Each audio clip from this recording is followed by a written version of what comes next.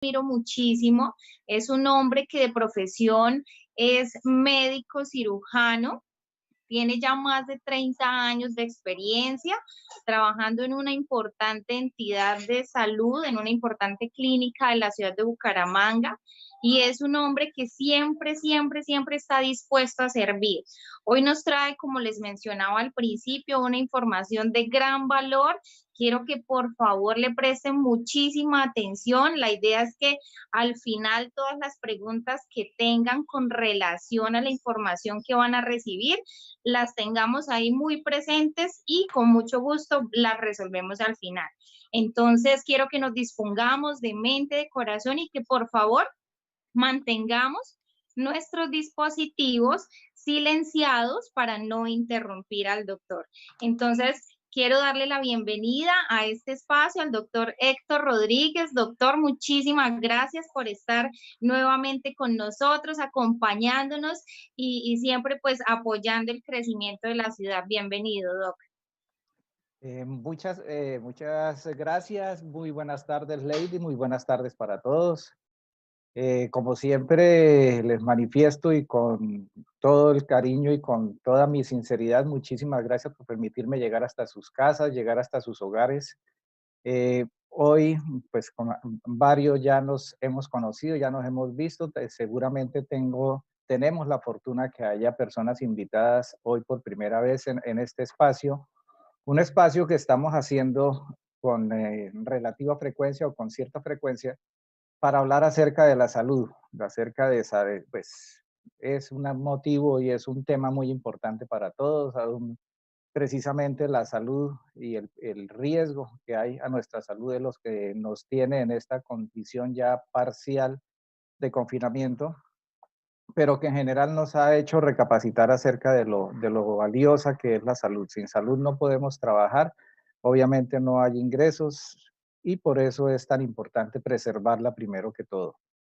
En ese tema, hablando acerca de la salud, pues hay varias enfermedades, no solamente las infecciones pues, nos están aquejando y nos están acechando, sino también podemos tomarnos un tiempo para hablar de enfermedades que están desde hace tiempos, que son muy prevalentes, es decir, que están entre nosotros desde hace bastante rato y que nos están generando a la población unos grandes problemas. Por eso vamos a hablar hoy un poco acerca de la diabetes. Trataré de no ser como tan profundo en este tema, porque mi principal objetivo es llegar a hablar no solamente de tratarlo, de apoyar al médico y al tratamiento que estemos recibiendo para la diabetes, sino sobre todo también para prevenirla, porque como vamos a ver, depende mucho de nosotros, de nuestro apoyo y de nuestro comportamiento en lograr prevenir esta enfermedad, que como la prevalencia pues es bastante alta. Me voy a permitir compartir pantalla.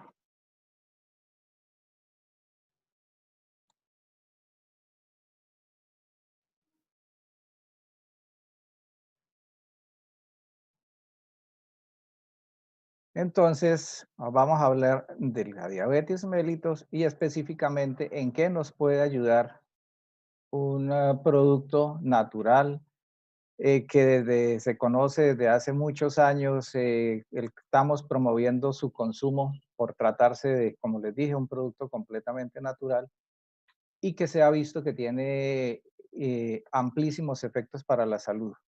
Entonces, pues vamos a hablar hoy acerca de su ayuda, de su aporte específicamente con esta enfermedad y con las múltiples complicaciones que tiene.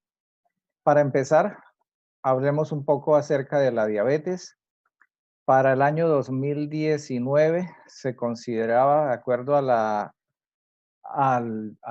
en el mundo, 463 millones de personas estaban padeciendo diabetes. Y las proyecciones de la Federación Internacional de Diabetes es que para el 2045, 700 millones de adultos entre 20 y 79 años estarían padeciendo diabetes. Es decir, no estamos hablando de una enfermedad poco frecuente, sino por el contrario, extremadamente prevalente.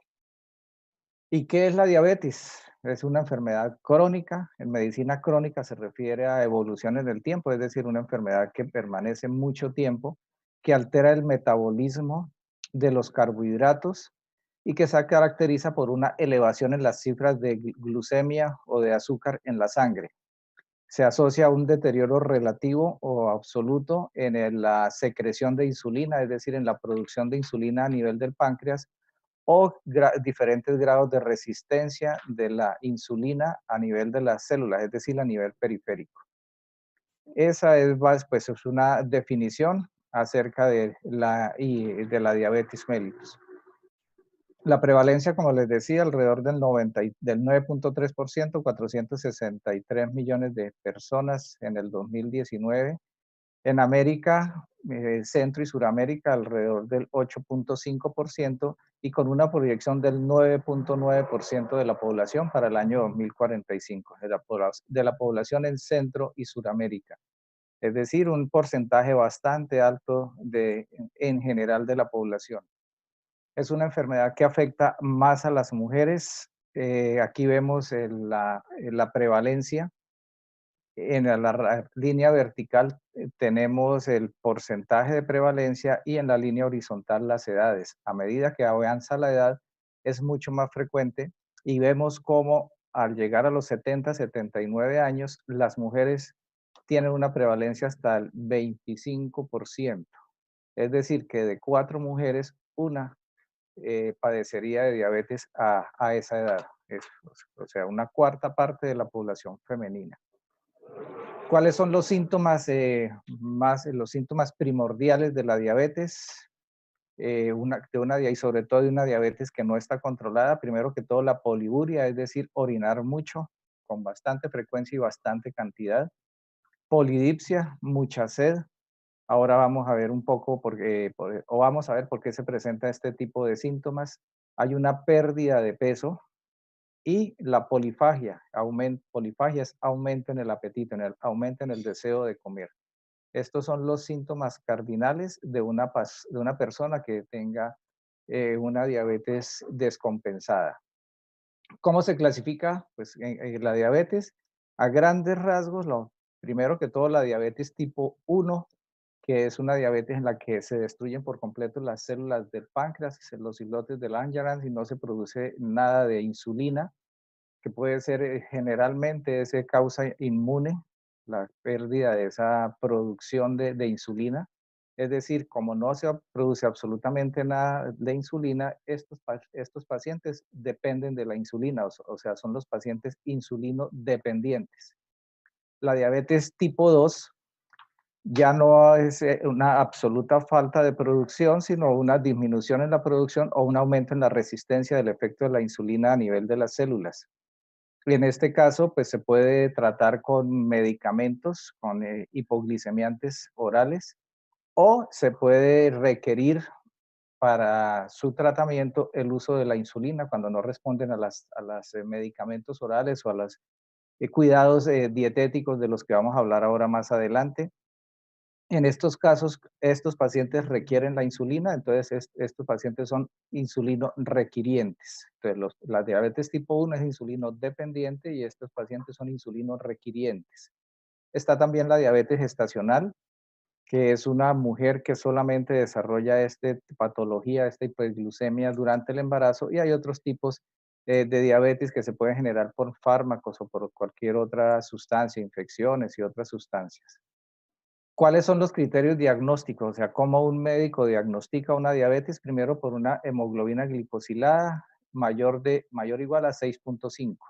Es decir, resumiendo o diciéndolo en palabras sencillas, es la capacidad o la adhesión de glucosa a nivel de los glóbulos rojos y este valor nos da una idea de cómo han estado los niveles de esa adhesión del azúcar a nivel de los glóbulos rojos en los últimos 3 meses.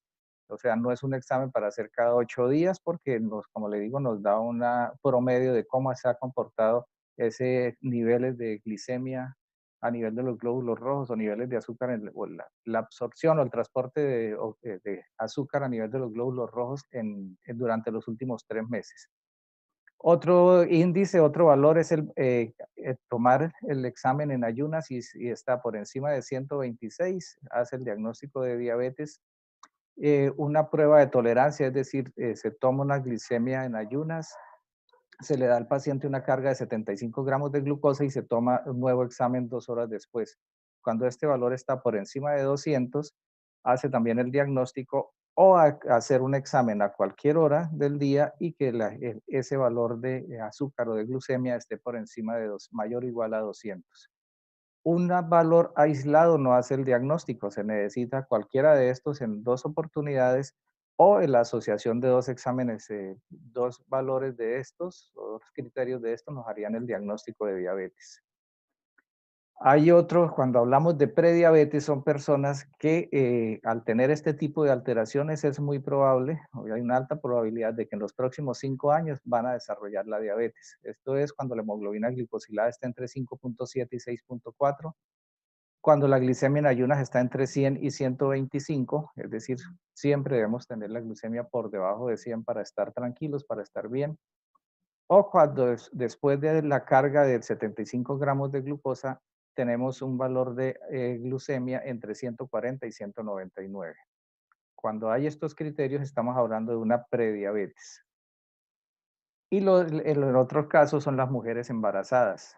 Antes de las 24 semanas de gestación son los mismos valores de los que hemos hablado. Y entre la semana 24 y la 28 con una glicemia en ayunas mayor o igual de 92, es decir, en la embarazada el valor no es de 100 sino de 92. Con una glicemia poscarga, es decir, después de 75 gramos de glucosa, 1 hora después de tomarla, si está por encima o igual a 180, o a las 2 horas, un valor mayor o igual a 153. Entonces, en una persona no embarazada, o pues una mujer no embarazada o en un hombre sería mayor o igual de 200 y en la mujer es mayor o igual de 153. Con estos criterios se haría el diagnóstico de diabetes gestacional en este caso. Ahora, ¿qué es lo que pasa con tener los niveles de glucosa elevados en sangre o hiperglucemia? Que va a producir múltiples alteraciones, especialmente alteraciones en el metabolismo de los carbohidratos, de las grasas y de las proteínas. Va a producir alteraciones a nivel vascular de 2 tipos, en los vasos pequeños perdón, o la microangiopatía, que nos va a llevar a daños en riñones, ojos y a nivel del sistema de los nervios, el sistema nervioso periférico, o la macroangiopatía, que es la afectación del sistema una enfermedad cardiovascular, una enfermedad cerebrovascular. Dentro de la cardiovascular está el infarto, por ejemplo, la cerebrovascular, la trombosis, y a nivel vascular periférico, pues los problemas de isquemia, de falta de riego vascular, y también incluso el sistema venoso. Algunas información, pues no para no detallar tanto, pero básicamente qué pasa cuando los niveles de glucemia se elevan. Va a aumentar la osmolaridad en el plasma, por lo tanto va a llevar a deshidratación de las células al aumentar esa osmolaridad plasmática. Y con esto vamos a lograr que se eleven, por lo tanto, los niveles de glucemia o de azúcar en sangre, y cuando este valor está por encima de 180 miligramos por decilitro, empieza a perderse azúcar a nivel de los riñones, se va el azúcar en la orina. Eso genera, pues ese azúcar arrastra agua, genera deshidratación y es la causa de la polidipsia, de la que ya habíamos hablado.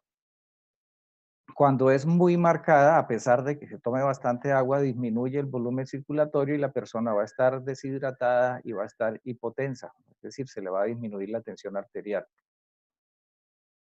Igualmente, en el metabolismo de los lípidos, como las células no están utilizando adecuadamente esa glucosa, porque la glucosa está en la sangre, no está entrando a las células. Entonces, al identificar esa falta de glucosa en células, el organismo empieza a utilizar otros recursos para obtener esa glucosa, para tratar de obtenerla y empezar el catabolismo a nivel de los lípidos. Esto va a producir aumento de los cuerpos cetónicos y es una de las razones por la que una persona descompensada tiene un olor a acetona. En su aliento va a tener un olor a acetona y también se va a perder cuerpos cetónicos a nivel de la orina. A nivel de las proteínas, pues aumenta por la misma razón, empieza también a tratar de obtener esa energía a partir de las proteínas y va a disminuir pues, ese tejido proteico, especialmente los músculos, por lo tanto la persona, además de perder lípidos, va a perder también proteínas, va a perder peso, a perder tejido muscular y la persona va a estar caquética, es decir, una persona que se adelgaza demasiado. Y en últimas, a nivel del daño microvascular, ese daño microvascular, es decir, de los pequeños vasos, se produce por alteración de estos 5 mecanismos. Primero que todo, la arteriosclerosis, pues arteriosclerosis se refiere al depósito de grasas en las paredes de los vasos. La disfunción del endotelio, el endotelio es la capa interna de los vasos que al alterarse pues va a generar mayor riesgo de trombos y de formarse coágulos.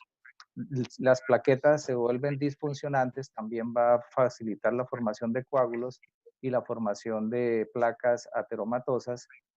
Afecta también la función de las arterias como tal y va a generar un estrés vascular inflamatorio, es decir, una inflamación a nivel del endotelio. Ya hace unos días habíamos hablado un poco acerca del proceso inflamatorio que se da también a nivel vascular.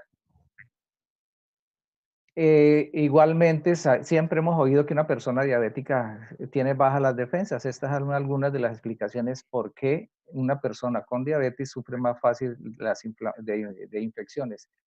Primero por liberación, se disminuye la reducción del factor liberador de necrosis, del factor de necrosis tumoral. Entonces, pues eso afecta ese tipo de defensa que tiene el organismo. Además, disminuye la fagocitosis, es decir, la capacidad de los glóbulos blancos de acoger y destruir dentro de la célula las sustancias o lo que le genere lesión.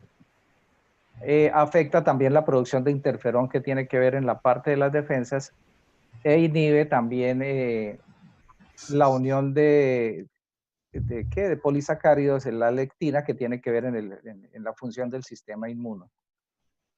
Y por todos estos mecanismos y por varias de las lesiones que hemos visto, pues una insuficiencia vascular va a disminuir el aporte de oxígeno a los tejidos y por lo tanto van a crecer más fácilmente los gérmenes anaeróbicos que generan infecciones severas.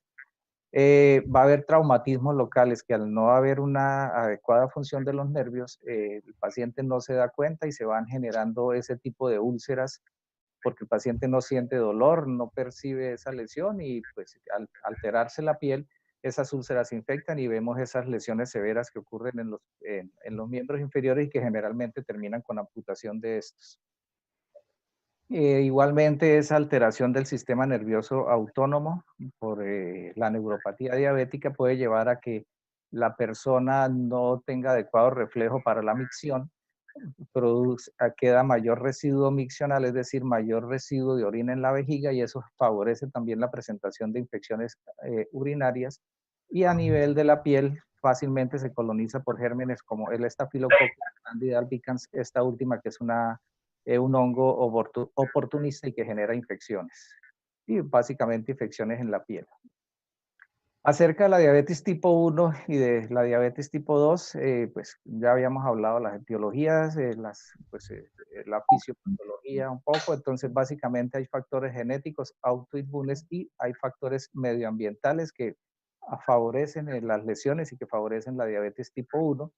E igualmente en la diabetes tipo 2 hay también todo este tipo de factores genéticos que no podemos modificar, pero sí podemos alterar o modificar los factores medioambientales que tienen que ver en la génesis de la diabetes.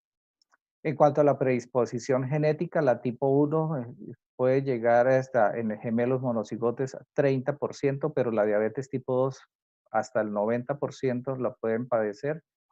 La diabetes tipo 1 en cuanto a edad, hay un pico entre los 4 y los 6 años de edad y 10 a 14 años. Usualmente esta diabetes aparece antes de los 20 años, mientras que la diabetes tipo 2 usualmente aparece después de los 45 años. Y en cuanto a raza, básicamente los hispanos tenemos mayor predisposición a sufrir de diabetes. Dentro de los factores, pues seguimos con los factores medioambientales. Primero que todo, el peso. Nacer un niño con un peso alto, pues a veces nos alegramos que porque el niño que nació pesó muchísimo, ese niño que pesó muchísimo tiene mucho más riesgo de sufrir diabetes. Y como vemos, no solamente diabetes tipo 1, sino la diabetes tipo 2. Entonces, y como vamos a ver, el exceso de peso, pues en principio no es para nada bueno con respecto al riesgo de padecer diabetes. Y tenemos para la diabetes tipo 2 especialmente, hablando acá, el peso corporal, como lo estaba comentando, la dieta que se lleve, la falta de ejercicio físico. Hemos hablado bastante en anteriores ocasiones del tabaquismo, el consumo de alcohol y también la calidad del sueño y la duración del sueño. Siempre recordemos que el dormir es algo muy importante dentro de la fisiología de nuestro organismo y un adecuado funcionamiento de todo. Vemos aquí en este caso para la diabetes, también para nuestro sistema inmune. O sea, el descanso es extremadamente importante dentro de nuestro homeostasis, dentro de nuestro sistema de vida. Ahora, la diabetes se puede complicar. Primero que todo, complicaciones agudas, las manejamos en urgencias. Pues es en lo que me he desempeñado desde hace más de 30 años y como decía Lady, en una de las instituciones de cuarto nivel de la ciudad he trabajado en urgencias inicialmente desde el 89 y en esta que estoy actualmente desde que abrió sus puertas en el 93. Hago parte del staff de médicos de urgencias, médicos generales de urgencias de esta institución. Y estas son las complicaciones agudas o una baja exagerada en los niveles de glucemia, que es bastante riesgoso. Un paciente, pues, la principal causa que el paciente quede en coma y puede sufrir lesiones cerebrales irreversibles por una baja exagerada en los niveles de azúcar. Y en este caso, cuando se eleva demasiado, que produce la cetoacidosis diabética y el síndrome hiperosmolar. Pero como les decía, estos son episodios agudos, obviamente los prevenimos cuidando adecuadamente la enfermedad, haciendo un adecuado tratamiento, una adecuada dieta, una adecuada alimentación, pero hay que tener en cuenta estas complicaciones que son las complicaciones a largo plazo, complicaciones crónicas, que son, como hemos hablado, de daños microvasculares, macrovasculares, y pues cuando se mezclan los microvasculares con los macrovasculares, pues va a generar este tipo de alteraciones mixtas, como es el pie diabético, que es de lo que hemos hablado, las úlceras y las infecciones que terminan ocasionando amputación a nivel de los miembros inferiores. A nivel de microvascular, la retinopatía diabética es pues es frecuente la pérdida de la visión por diabetes. El paciente puede incluso quedar ciego. Las alteraciones a nivel renal, la mayor causa de insuficiencia renal crónica y pacientes que terminan en diálisis, esa causa está ocasionada por una diabetes, es decir, daños renales pues, generados por la diabetes. Y la neuropatía, que como ya dijimos es el origen de la génesis de esas amputaciones de los miembros inferiores. A nivel macrovascular, la enfermedad coronaria, un paciente diabético tiene alto riesgo de sufrir infartos, infartos y anginas. La arteriopatía periférica, también problemas de isquemia a nivel periférico, a nivel de las arterias, especialmente los miembros inferiores. ¿Por qué afectan más los miembros inferiores? Porque son los tejidos que están más lejanos al corazón y a donde es más difícil que llegue la circulación por la distancia que tiene el principio del corazón. Y los accidentes cerebrovasculares, que principalmente trombóticos, pero también incluso hemorrágicos, porque como ya vimos, se alteran los vasos y esa alteración de los vasos pues los hace más susceptibles de romperse y de desarrollar también una hemorragia en el cerebro. Y en las mixtas, pues el pie diabético y también la disfunción eréctil en los hombres. Importante tener en cuenta que el 75 de las personas, 75% de los pacientes que mueren por diabetes generalmente es secundario a la arteriosclerosis. Por estos procesos, la angina de pecho y el infarto, las alteraciones en miembros inferiores que terminan en amputaciones, infecciones severas, en los accidentes cerebrovasculares, es decir, la trombosis y las hemorragias, y las complicaciones renales, como ya habíamos hablado. Para hacer un pequeño resumen o unas frases que resumen un poco lo que hemos hablado de la diabetes, el número de personas con diabetes se ha cuadruplicado en las últimas 3 décadas. Hemos visto cómo se ha aumentado la prevalencia de la diabetes mellitus en el mundo. La mayor parte de los pacientes con diabetes, a quienes se les diagnostica la diabetes, ya tienen una complicación y es la que causa usualmente su morbilidad y obviamente la mortalidad. Y muchos casos de diabetes podían prevenirse con cambios en el estilo de vida que incluyen mantener un peso corporal saludable, consumir una dieta saludable, mantenerse activo físicamente, no fumar y tomar alcohol con moderación.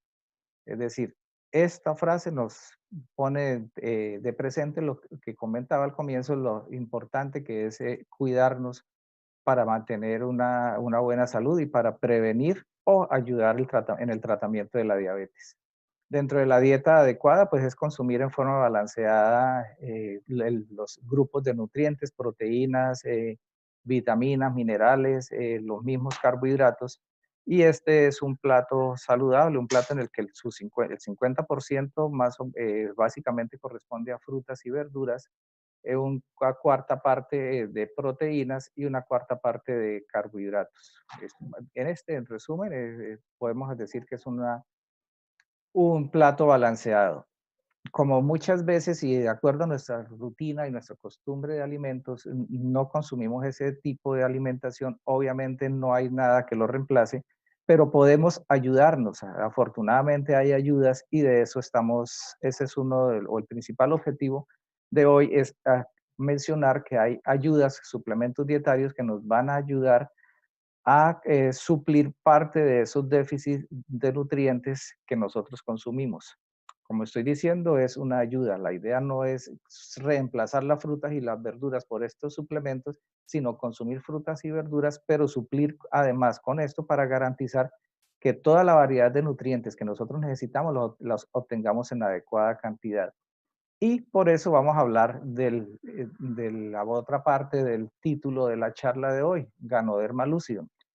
Como les decía, el Ganoderma lucidum es un hongo, para las personas que no habían oído hablar del Ganoderma, es un hongo milenario que ha sido fundamento de la medicina herbaria oriental, especialmente de China, pero principalmente China, Japón y Corea, por sus beneficios para la salud, documentado desde antes de Cristo sus beneficios, pero ya hacia 1960, 1970 en Occidente se conoció y se empezó a estudiar su composición y se encontró que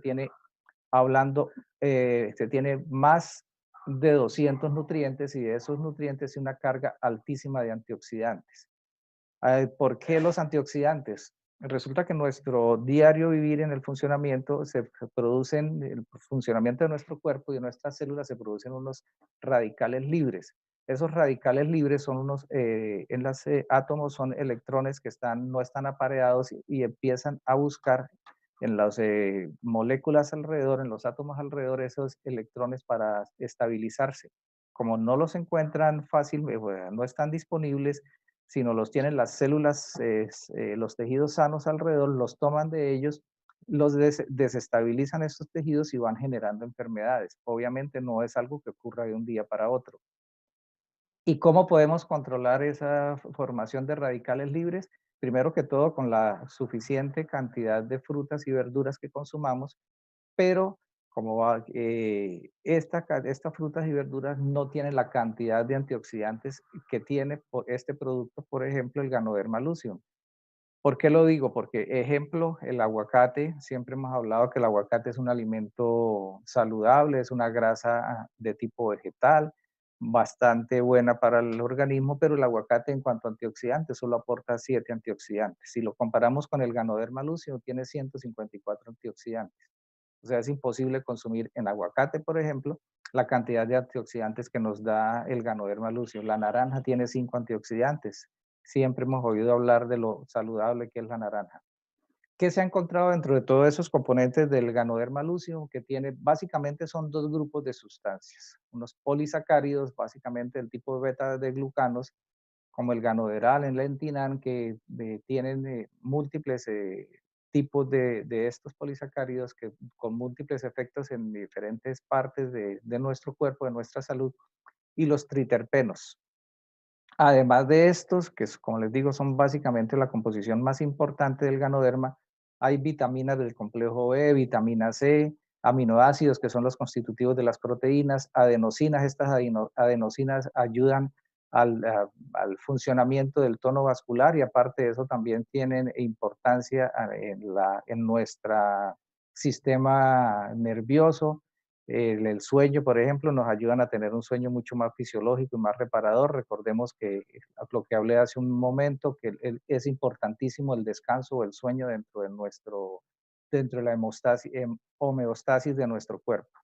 Metales, especialmente de estos metales, en quinto lugar en la concentración que tiene está el germanio, que el germanio es un metal que ayuda a que los glóbulos rojos transporten hasta muchísimo más eficazmente el oxígeno, aumenta hasta en un 50% la capacidad del glóbulo rojo de transportar oxígeno. Entonces, como esa disminución crónica en el aporte de oxígeno a nivel cerebral es una de las, o la principal causa de la atrofia cortical que empezamos a presentar a medida que nos pasan los años, este germanio orgánico viene a ser tremendamente importante. Es otra de las razones de por qué al ganoderma se le dice, además de su carga de antioxidantes, se le dice que es el hongo de la eterna juventud. Obviamente eso no existe, pero es una forma de decir que nos disminuye el proceso de envejecimiento. Y fibra dietaria, especialmente a raíz de, o presentado en polisacáridos. ¿Qué se ha encontrado con respecto al Ganoderma lúcido y referente especialmente hacia la diabetes? Primero que todos los polisacáridos disminuyen la absorción de glucosa en el intestino. Eso es importante porque parte de nuestra dieta, usualmente consumimos productos o bebidas azucaradas y alimentos que tienen una alta cantidad de azúcar. Entonces, esta reducción de la absorción pues empieza a ser importante dentro de esos niveles de glicemia. Mejoran la liberación de insulina a nivel de las células pancreáticas. Ahí se han hecho pruebas con aloxano que destruyen los islotes de Langerhans, que son las células que producen insulina. Hay estudios de que los polisacáridos glucanos del ganoderma bloquean ese efecto del aloxano, es decir, protegen las células pancreáticas, lo cual demuestra su importancia en la protección de esas células. Pues una de las razones por su efecto, por su cantidad, la cantidad de antioxidantes que está aportando. Aumentan los niveles de insulina a nivel del plasma para que esa insulina pues ayude a pasar, a que el azúcar en la glucemia o el nivel de azúcar en sangre pase a los tejidos y se aproveche adecuadamente. La tirosina fosfatasa se ha encontrado importante en la génesis de la diabetes, en la hiperglucemia. El proteoglicano inhibe esta enzima. Hay estudios que demuestran la inhibición. Aparte de eso, las polisacáridos pues tienen también efecto inmunomodulador. Recordemos que parte de las alteraciones a nivel de la diabetes es el efecto inmune o el daño de los receptores de insulina a nivel de las células y también tiene actividad anticoagulante y antitrombótica. Hablábamos que todo este proceso aumenta o lesiona el endotelio y favorece la formación de trombos. Resulta que con esta actividad anticoagulante y antitrombótica de las polisacáridos, pues nos va a ayudar a disminuir ese riesgo de trombo. Es decir, no solamente nos ayuda a nivelar los valores de azúcar en sangre o de glucemia, sino que nos ayuda a proteger también, y es lo más importante, de las complicaciones a largo plazo que genera la diabetes. Los triterpenos, los triterpenoides, a partir de 1982 se encontraron los primeros, ya ahorita se han encontrado más de 150 agrupados en 10 grupos, perdón, valga la redundancia, y de eso se ha encontrado que el ganoderán A, B y C tiene efecto hipoglicémico, inhiben la aldosa reductasa, que es una enzima que se ha relacionado y en lo cual se está trabajando importante, como un factor importante en la génesis de diabetes. Igual inhibe la alfa-glucosidasa.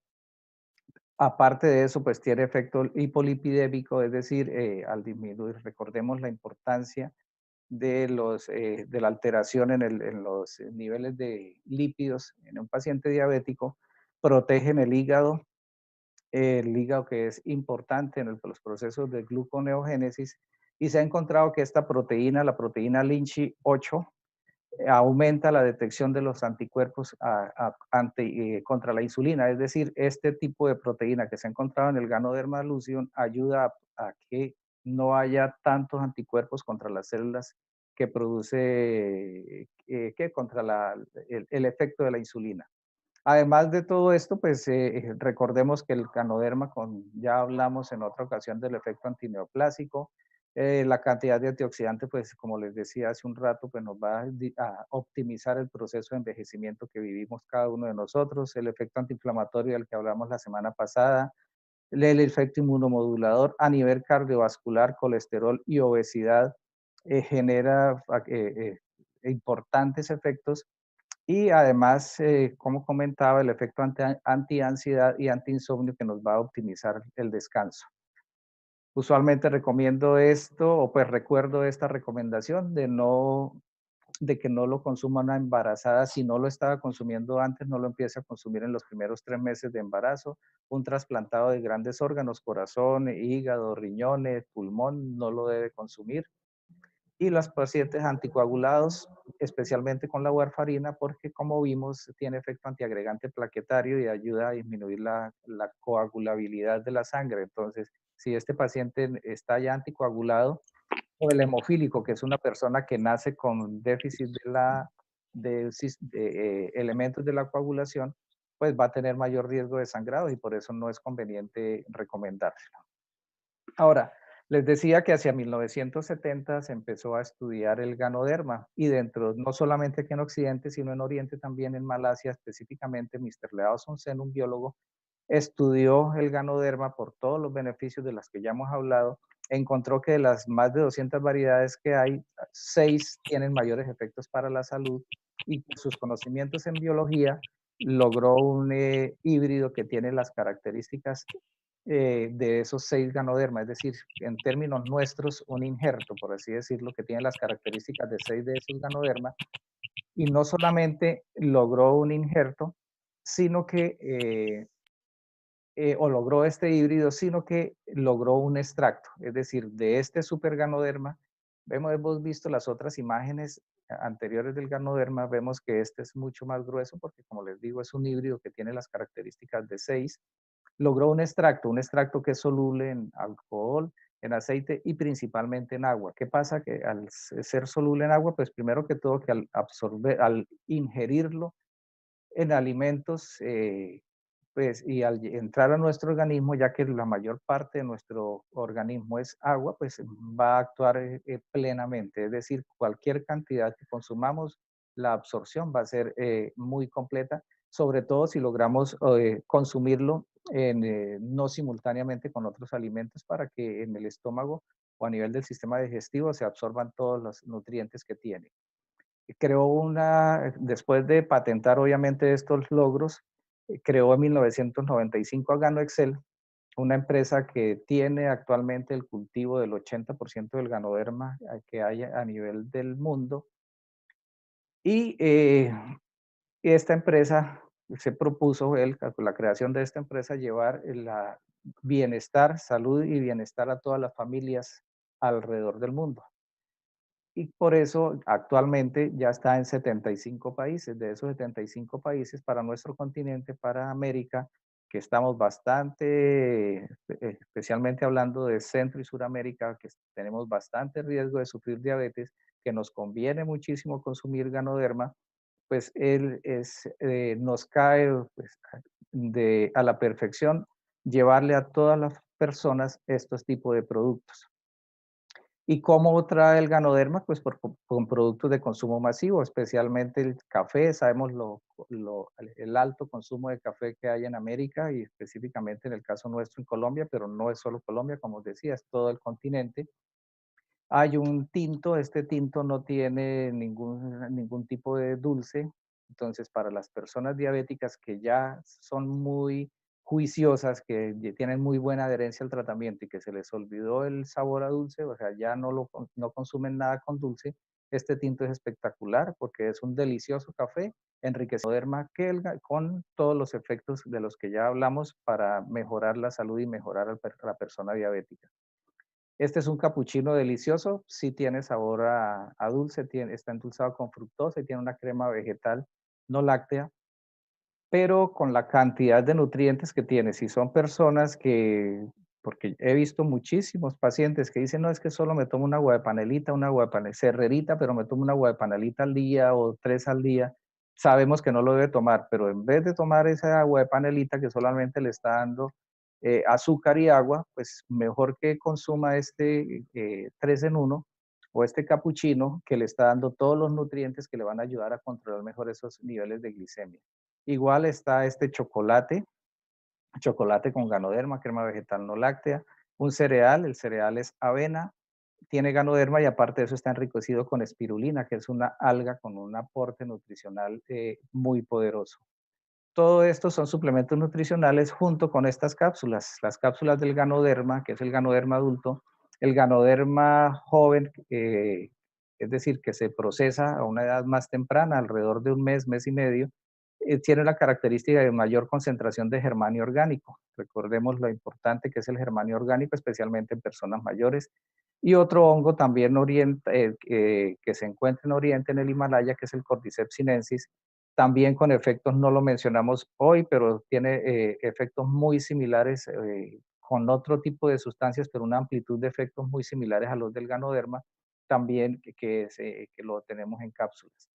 Y para el aseo personal, una crema dental que no tiene flúor, en vez de flúor tiene ganoderma, el ganoderma con todo su poder nutricional nos ayuda a mantener las partes duras del diente, que es el fundamento del flúor en las cremas dentales, y aparte de eso, por el efecto antibacterial, antiviral y antimicótico que tiene el ganoderma, pues nos va a disminuir la cantidad de bacterias que tenemos en la boca y por lo tanto va a disminuir el riesgo de placa bacteriana y caries. Y un jabón que tiene enriquecido obviamente con ganoderma, tiene aloe vera y tiene vitamina E. Todos estos productos básicamente pues nos están dando nutrientes a través de hongos que son que tienen efectos importantísimos para la salud. Ahora sabemos que el hablar de hongos para la salud no es nada nuevo. Sabemos que en la primera mitad del siglo pasado se encontró la penicilina y la penicilina, excelente antibiótico que ha salvado millones de vidas en el mundo y que se obtuvo a partir de un hongo que es el penicillium. Entonces, para las personas que no habían oído hablar del ganoderma, no es nada novedoso el hecho que haya hongos beneficiosos para la salud. Lo que pasa es que nunca habíamos sabido de un hongo que tuviera tantas o de unos hongos que tuvieran tantos beneficios para la salud ampliamente como estos dos hongos.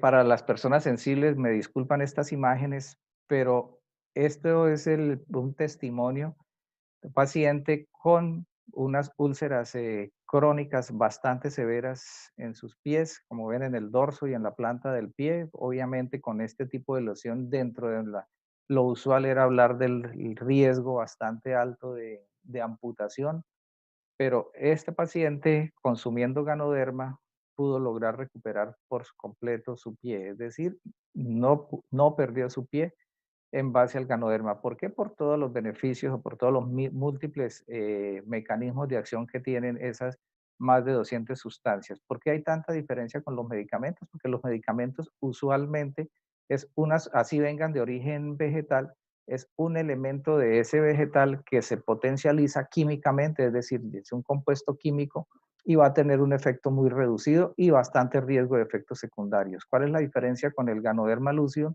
Que son múltiples cantidades de nutrientes que con estos productos no están químicamente procesados, sino el extracto de todos esos nutrientes que en forma natural llega a nuestro organismo, el organismo lo asimila y utiliza cada uno de los nutrientes que necesita. Yo siempre digo, y quienes me conocen, lo digo a cada rato, la naturaleza es muy sabia y por eso todo lo que sea de tipo natural nos va a actuar en nuestro organismo de la mejor manera. Bueno, esto era la información que quería traerles hoy o que quise traerles hoy. Traté de no profundizar tanto.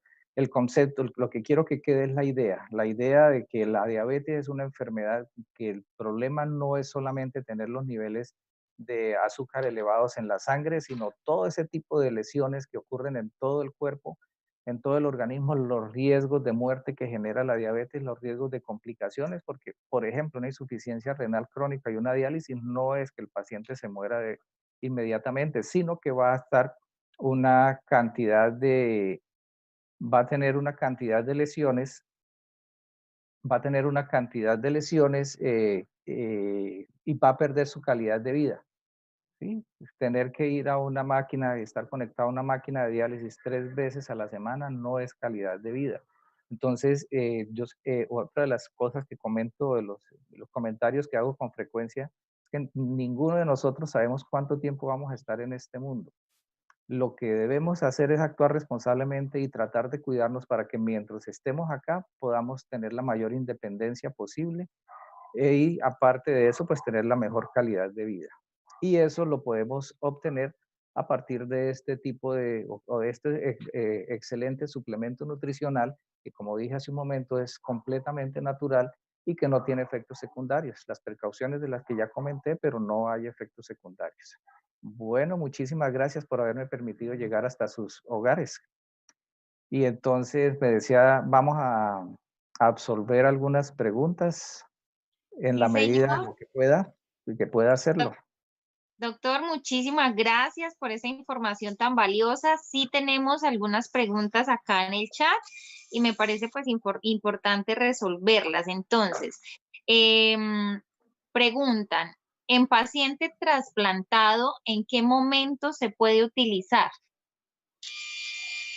En un paciente trasplantado, la empresa recomienda después de un año, pero la verdad, yo recomendaría con mucho más tranquilidad consumir el Cordigol, el Cordyceps, porque el Cordyceps dentro de su composición tiene elementos por ejemplo, similares a la ciclosporina, y la ciclosporina es uno de los medicamentos o una de las sustancias que con frecuencia se les da a los pacientes trasplantados.